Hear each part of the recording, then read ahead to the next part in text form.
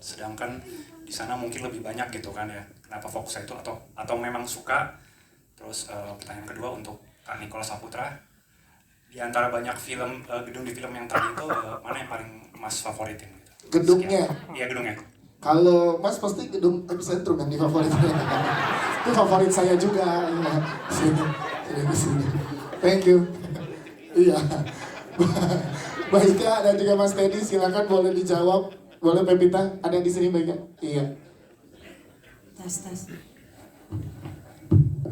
Jadi kenapa Grand Central ya? Gitu, bukan kenapa Bandung. Grand Central itu punya sesuatu yang sangat magis di situ, namanya Whispering Gallery gitu. Dan aku pernah nyoba sendiri gitu. Jadi kalau kita bisik di satu sudut, udah dah. Mas Halim nih. Suka loh dia. Apapun. Jadi kalau kita nyoba tuh whisper ke satu sudut, walaupun itu jaraknya jauh, itu kedengeran dari sudut yang lain. Dan buat aku itu magical yo, bahwa kita whisper ke satu tapi sampai ke lain-lain. Dan itu representasinya adalah pada perasaan gitu. Pada saat kita menyampaikan perasaan kepada langit, misalnya kayak begitu kan, itu bisa nyampai oleh semesta kepada orang yang tepat dengan caranya gitu. Jadi kenapa itu kita pilih gedungnya si Whispering Gallery yang ada di Grand Central Station. Itu sih. Mas Teddy silakan boleh menambahkan. Kalau dari saya mungkin dari arahan novelnya dan skenario itu gedungnya udah quite spesifik ya dari arahannya Ika sama Alim. Cuman kalau kita waktu itu saya dan tim dapat kesempatan untuk hunting lokasi juga ke New York. Jadi emang sengaja kita nyari yang apa ya lokasi-lokasi yang benar-benar authentic New York aja, rasanya very New York gitu. Jadi tidak spesifik ke Art Deco atau apa, tapi lebih ke gimana cara menggambarkan New Yorknya as authentic as possible, tapi not too touristy gitu, bukannya dia jalan-jalan di Statue of Liberty atau apa gitu, tapi lebih ke something yang vibe-nya tuh very New York aja sih, lebih kayak gitu. Oke, siap. Terima kasih Mbak Ika dan juga Mas Teddy. Mas Niko silakan boleh dijawab pertanyaannya. Salah satu bangunan mudah-mudahan masuk di filmnya Mas ya.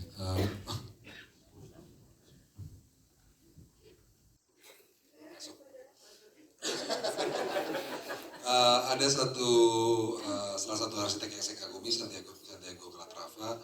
Dia punya bangunan di daerah bekas Ground Zero di WTC, namanya Oculus. Itu salah satu bangunan yang paling saya suka di film ini. Oke, siap. Terima kasih untuk jawabannya Mas Nikola Saputra. Selanjutnya ada di sebelah sini, boleh Mbak Dut sih, silakan.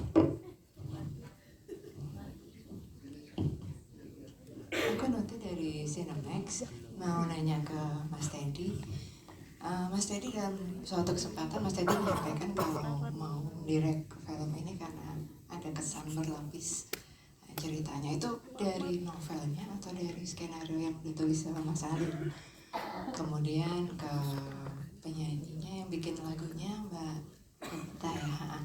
Ini kan udah dibikin, itu dibikinnya itu inspirasinya gimana, mungkin bisa diceritain, terus berdasarkan skenario juga atau dari bukunya.